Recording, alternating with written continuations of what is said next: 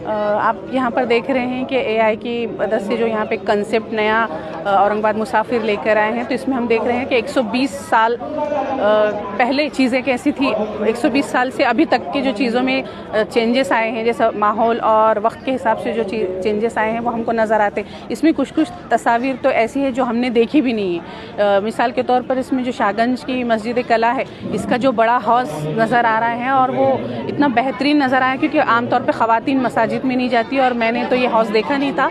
लेकिन मैं शुक्रिया अदा करना चाहूँगी औरंगाबाद मुसाफिर का कि इनकी वजह से ऐसी नायाब तस्वीर हमको देखने को मिल रही है। और इसमें जैसे कहा जाता है कि औरंगाबाद शहर जो है तो दरवाज़ों का शहर है, तो इसमें मुख्तलिफ़ दरवाजे हैं, तो उनकी ऐसी तस्वीर नज़र आ रही हैं कि जैसे कि दिल्ली गेट की एक तस्वीर इसमें हमको नज़र आ रही है। तो ये बहुत ही नायाब तस्वीर है। आप लोग यहाँ पर आइए और ये चीज़ें देखकर आपको कैसा लगता है।